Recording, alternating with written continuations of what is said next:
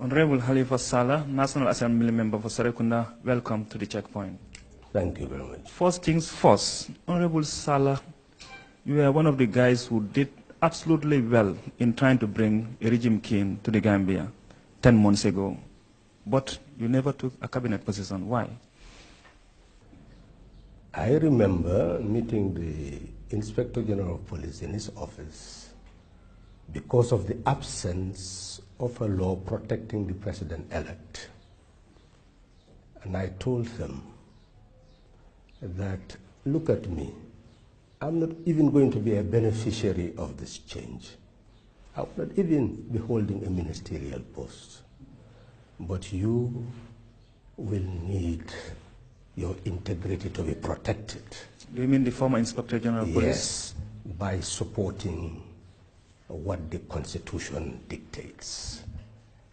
And if you do abide by the constitutional dictates, then it's the duty of your security force to protect the president-elect. Why did I do that? That is to show that selflessness is the basis of people coming together and keeping people together. So, to answer your question, this is a transitional administration. When, as a presidential candidate, I called the other 5 presidential candidates to discuss at Kairaba Beach, none of us knew who was going to be the presidential candidate of a coalition, or whether even a coalition will be formed. But in short, why didn't you take a cabinet position? Well, I am emphasizing that why didn't I also say I must be the presidential candidate? It's still showing an element of selflessness, because the issue was, if you have a transition, do you need 7 presidential aspirants to be part of a cabinet? Were you ever approached? Well, my thinking before, and I think you should ask President Barrow that, which post would you have given me if I was interested? There are rumors that you were tipped to be the vice president. Is that so? Well, I think I've already answered your question. I said you must ask President Barrow. Yeah, but it involves you personally. Can you clarify that it was, or it did happen, or it didn't? You were never approached to be... Just listen to my answer. I am saying you should ask President Barrow which post he would have given me. But I believe that he never entertained that in his mind because of my mannerism. So that implied he never approached you to be vice president? I am saying I believe he has not even seen, because you know that President Barrow, when he was asked that question in Dakar, he said he was going to have a woman as a vice president. I think everybody knew what was in his mind. But I'm trying to explain a situation for you which created a relation of integrity between me and the president. I don't believe the president ever read in me the desire that I wanted a particular position from him. That was my interpretation, that he sees that this person is serving and wants us to succeed, but not that he was looking for a particular post. Because if I was interested in a vice presidential position and he gave it to somebody else, you will have a crisis in the cabinet and crisis in the society, because many people would have said, look at the role that Halifa has, that Barrow has betrayed. So I have been engaged in a lot of damage control, and I have been very sensitive to the situation of the country in answering this question. That is why I answered it by accepting almost what some people are saying, that he does not want to be. Instead of saying, let's appreciate this man's position, that he has put everybody together. Now there is a transition. A transition, you don't need everybody to be in it. But Honorable Sallah, if everyone said they are so selfless that they wouldn't serve in the transitional government, there will be no transitional government. And if there is no believe me, you'll have technocrats in that transitional government, not politicians. You people must bear in mind that maybe that would have in fact been the best thing for all political figures to say, Well, we have a future aim to lead this country. So now let's allow the transition to be held by technocrats, people who have no aim to become a president or to assume. So that implies you still want to be president of this country? Implication, I think, is the wrong word. I was a presidential candidate. And because I was a presidential candidate, we 6 presidential candidates agreed that we'll put the national interests before our partisan interests. On the 17th of October, we agreed to sign an agreement that we will hold a convention on the 30th of October. And that convention, whoever is elected will receive our support. And that's precisely what I did as a presidential candidate. Even though the assumption was I called this presidential candidate so that I will be in front. But everybody eventually saw that even though I said I would have led a 2-year transition, when a person was selected, I accepted that mandate. And not only that, went to the forefront to ensure that within my capacity, that person carries the day. Okay, excellent. I'm just coming to that right now. Like the arrangement between the coalition members was a 3-year transition period. Yes. Now some other people are saying they have to obey or abide by the Constitution and go in for a 5-year term. What is your take? Well, the Constitution has many provisions. There's a provision for resignation, which reduces your term. There's a provision to be impeached, even for infirmity or for misconduct. So Constitution has many provisions. When we met, 6 people had interest in a position. How do we have one? Well, we have to negotiate. And in that negotiation, we said, for 52 years, Gambia had never changed to the ballot box. Let's give Gambia a new start. Let's prove that we, the 6 people, were not power hungry. Let's agree that among us, whoever wins will serve only for 3 years. That is, cut your term, even though it's your term for 5 years. Like now, President Barrow can say, no, I will not be there for 3 years, I will stand for 5 years. Constitutionally, nobody can challenge him. So that is the reality. But we agreed that let's cut the term so that we show the Gambian people that this person who is now coming is a transitional figure, is not interested in power.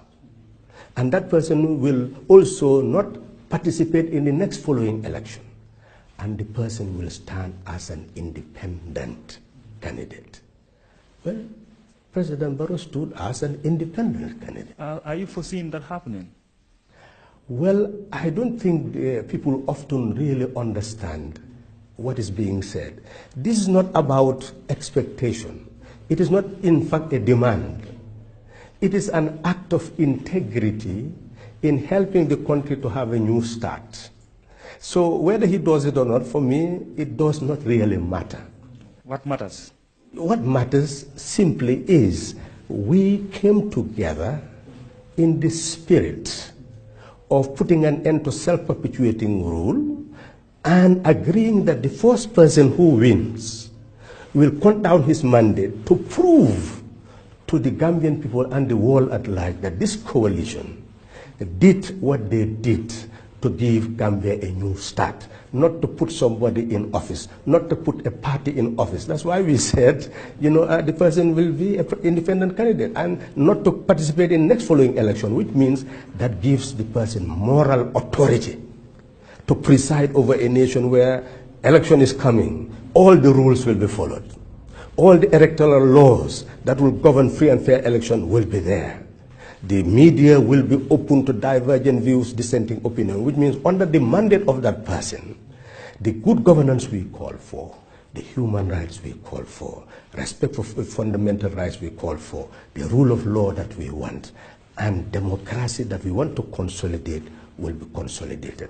That is what is called regime change. We felt that democracy was a casualty, rule of law was dishonored, the respect for human rights was in tatters, and that in actual fact good governance was not the order of the day. So we said that is what needed to change.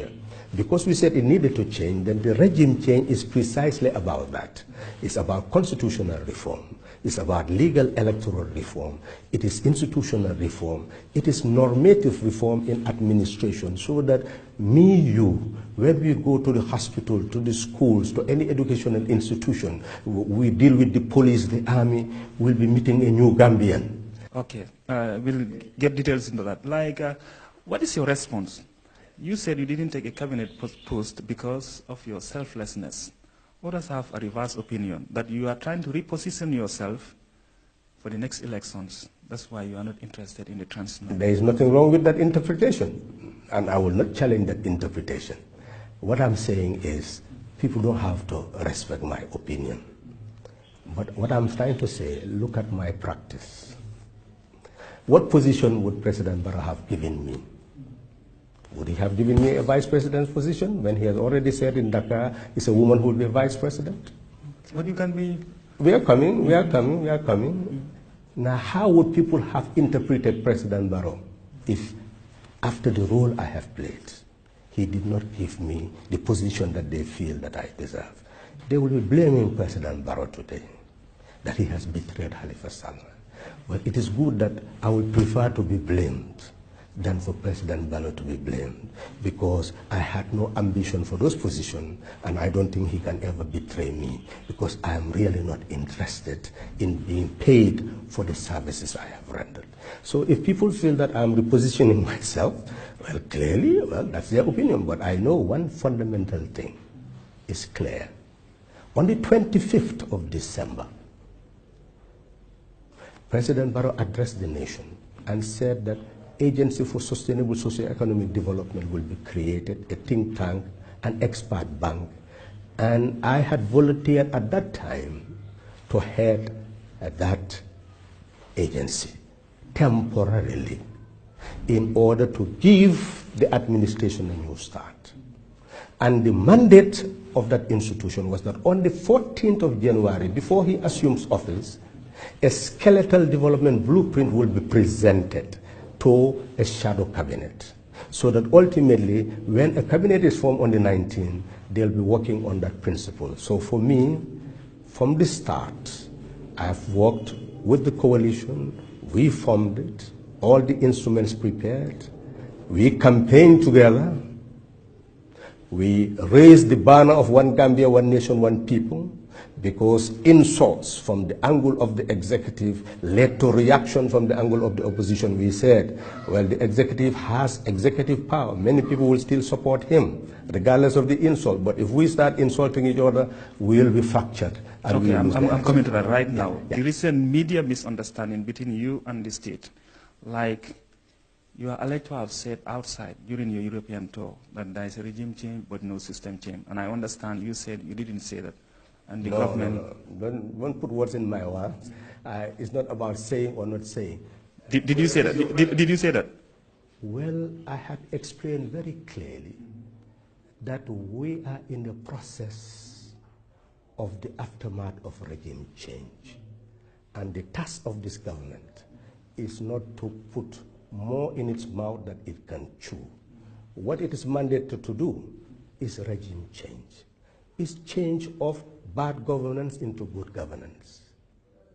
Abrogation of democracy and institutionalization of democracy.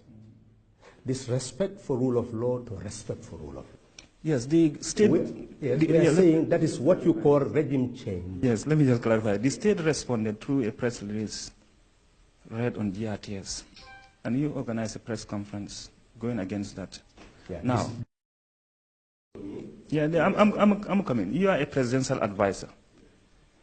Wouldn't it have been better for you to solve this internally rather than going to the media? Well, I think you should understand the context of my discussion. And I hope everybody in the Gambia will start putting things in its proper context. I stood for election. How did you refer me? You refer me to, no, you refer me to a member for Serakunda. So something has changed in this country. And which party did I stand for? I didn't stand for a coalition. I stood for PDIS. Yes. So I don't know what is wrong with the Gambian people when they analyze now what has gone wrong with them. I believe they should see the transition that has taken place. I'm the Secretary General of a political party, invited by the members of my political party to address them in London and telling them about the current situation. The current situation, there has been regime change, and we expect a 3-year period for this government, and then we should prepare for system change. I understand that. What I'm saying is, your response through the media, I'm saying, do you not think it would have been better for it to be internal, considering you were in more than one heart? You are a National Assembly member, voted in by the people. At the same time, you are a presidential advisor. I believe you must understand. Maybe that's what you want me to clarify. I can now understand your question. Well, I was initially appointed, but that appointment was not accepted in principle of being an executive presidential advisor. Because to be an executive presidential advisor, you are actually a public officer. And it means that you are under the jurisdiction of the executive. I felt that being paid to advise the president is not the best role that Halifa Sallah can play. So that position was not accepted. The position that I advance is that I'm a voluntary advisor. Whenever the president needs me, I will go within seconds and minutes to answer him. And whenever I see that something needs to be said, that will be said. But it's important for you to understand the context of our meeting in London. I met our party members and then met the community of Gambians. And my purpose was to encourage them to see the change as our collective property, not the change of the president, not the change of National Assembly. So I'm trying to say your comments were taken out of context. Well, even that, I don't want to go into that far. I'm just simply saying a journalist wrote and they responded to a journalist and then put my name there. I'm saying, looking, when I saw the press release, what I said is that it was not signed by anybody. It was not dated. So I don't take that as a serious press release. In fact, I'm raising queries about it. And the name of a person was mentioned who is in the public service. And under Section 222 of the Constitution, no public servant should utter any statement that is prejudicial to the rights of anybody. No public servant should utter any statement as if the person is taking the side of a group, either from a nepotistic or on the basis of favoritism. So all the provisions are there, so which had been breached, and therefore I'm taking up issue with that. I'm simply saying that the public was misled. In fact, what I'll be doing, I'll be publishing the email that I'm receiving from the radio stations, who said that the appreciation of their listeners of what I said, and they are ready to come to invest in the Gambia. So I think what they have done for me... I will still come back to this thing. So obviously, an internal arrangement would not have been better. No. Going to the media is the solution. No. It's not about media. I was talking to a community of Gambians and friends of the Gambia. No, I mean your reaction to the press release. That's what I'm saying. Press release, as I said, it was best in order to deal with the situation in terms of the media by virtue of the fact that nobody signed it. Since nobody signed it, then it is to expose the issue because they already made it a public issue. It was already in the media behind me. And my integrity was being questioned. When I was doing a work that everybody outside appreciated, that it was helping the Gambians to understand the processes that had been started. People, for example, questioned about what was being done about the Constitution. I told them that at the National Assembly, the minister came and told us that he's bringing a bill which is designed to establish a constitutional review commission. And then we had challenged the minister, what about, because some people are saying, you went and changed only 65 years. What about the urgent other thing? We said, we have raised that with the minister. He said, if there are any urgent constitutional reforms, they are willing to consider it. So in a way, I was giving them update as to what was happening. Of course, I also told them still 72 hours, some people are detained without being taken before a court, and those type of actions should be stopped. So in short, a balanced perspective was being given, but telling them that they should not anticipate that in 3 years, this government is going to give jobs to the 400,000 young people who come out of our school system every 12 years. Okay, these comments, these comments that you're making in public, are you passing that to the government, as you said, as a volunteer observer? Well, you see, the passing of information comes in many forms. As a National Assembly member, you have seen our QAs, question and answers.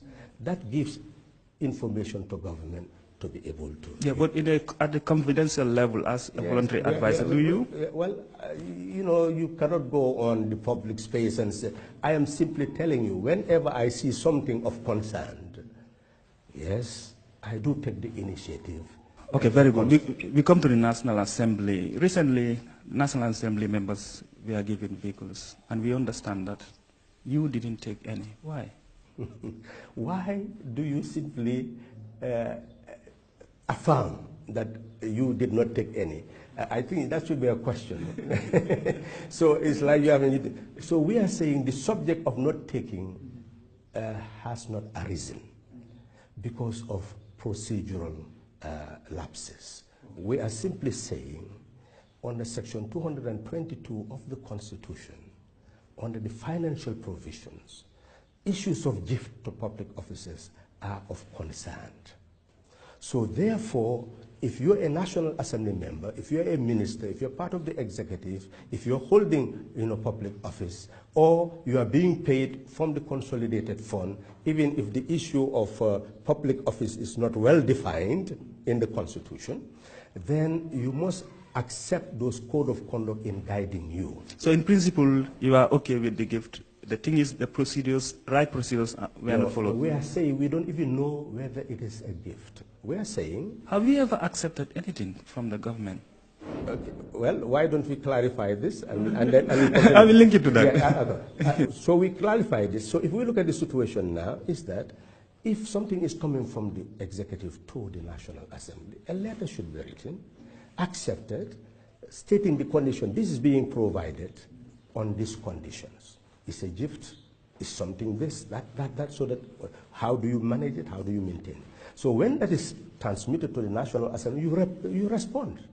And you sign and you accept by those conditions. Yeah, that's clear. Yeah. What I'm saying now. So that has not been done. Yes, so we don't know whether even something arises. So it's not about we accept or we reject. Yes. You say, have we ever accepted? Yes. Why don't you become more specific? Because some people have asked me about what has been given to the coalition in terms of transport. Is that what you're talking about? Not the coalition. No, for me, I've never, how can I receive anything from a government? I think I've always been serving. Even when I was minority leader, for me, go to the National Parliament and you find out that they gave vouchers, fuel vouchers. I was minority leader. When I finished my term in the National Assembly, I returned all those fuel vouchers. I had never used it. It is wrong to use it, but I did not. Do you know that all National Assembly members were given compounds, given land? I never took land. Even though it was my right, there's nothing wrong with it for people taking it, but I never took land. So it's a long-standing principle of yours. Well, that's a personal, that's not a DOI decision. I'm just simply saying, in terms of certain things, those are personal principles. But this one is not about personal principles. We are saying simply the procedure has not led to a situation where we know that something is available and the conditions surrounding that very thing. That has not arisen. Good. We're running out of time, but we won't end this without I asking you about your political party, PDIS. Yes. After the PVP and NCP, I think now you are the oldest party. Yes. And it seems as new parties come and beat you in elections, they get more votes. Like NRP came and found you in the game, they got more. GDC, technically we can say they got more, though you didn't contest as independent party this time around. What is the problem with PDIS? Are you not communicating well? Well, we've shown PDIS in the First Republic, and you've seen that a coup d'etat occurred. We were offered ministerial posts, I think you know that, we didn't accept it, and we pushed the country. that we must go to democratic constitutional rule. That is the work of PDOIS.